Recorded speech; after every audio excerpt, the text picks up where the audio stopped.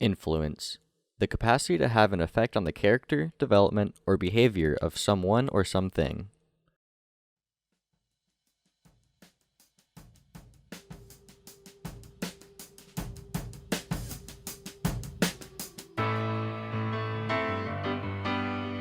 There is a rule that says no profanity. There's a city policeman sitting right over there. And I will take any one of y'all to him, and y'all will go to juvenile court. Tape record it, put it on YouTube, put it wherever you like. He was cussing like a sailor, and I asked him not to. Hold me closer, one more time. Say that you love me in your last goodbye. Now talk of Fortnite, shall we? It's the newest video game craze spreading across. If you haven't heard of the TikTok app, your children probably have, and you'd have no idea the potential danger they're in. Kyle Booga Giersdorf, a 16-year-old from Pennsylvania. He netted $3 million in the process. After the hit show Stranger Things, they are here, everybody. Give it up for Finn Woodward, Billy Bobby Brown, Gaten Matarazzo, Caleb McLaughlin, Sadie Sink, and Noah Schnapp. Me and you, but we had time against us and miles between us. Mr. Laehu, what inspired you to kind of step up and take action in this cause, and what, kind of get the fire under your belt to take charge of what the older generations think of you?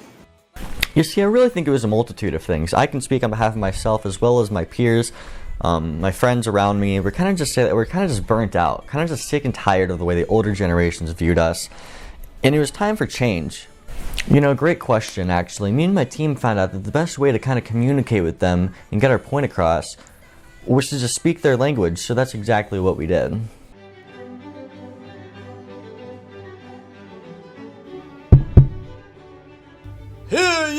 Hear ye, my fellow Gen Zs. We come here today to proclaim our grievances and our frustrations in hopes to heal the wounds of our generation. I stand before ye as a humble representative of the masses.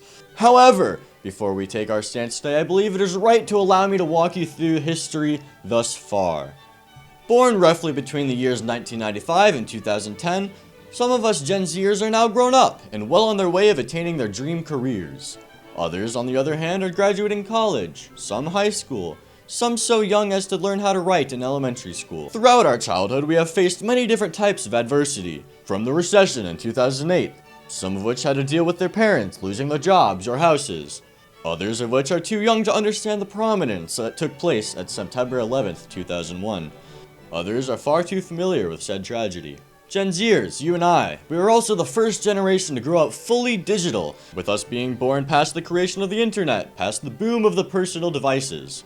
Admittedly, we probably take for granted these features, of which are foreign to our mothers, fathers, grandmas, and grandpas. We have grown up more connected, yet so far apart, than any generation before. Although this characteristic leads some to believe we are weaker, we are inferior, even as far to say we are a cause for concern in the workplace environment. I stand here today before all of you to state that our generation is no longer need for concern, and we will no longer tolerate these behaviors. It is our duty to continue to progress the older generations, to hear our voices, our opinions, our thoughts, and our feelings. First, I would like to bring to your attention the age-old statement, "Get off those darn phones," says the boomer, tweeting from his cell phone. Secondly, I'd like to point out the common flaw. Kids these days are so entitled and don't know what hard work looks like, as they force us to do their chores and dirty work they don't want to do themselves, too busy occupied by their phones. Thirdly, I'd like to mention the ignorance associated with topics they know nothing about, but they'll never let you know. Fourthly, one side, too old to be treated as kids. On the other, too young to be understood as adults. After viewing this presentation, I hope that you can see the hypocrisy that comes with older generations, and ours. Which is why I'm here today, not to announce our departure of our relations with the older generations, but rather a call to action to ask their change in their incorrect and ignorant perspective about us of Generation Z. So what do you say? Let's join together to respect one another despite our differences.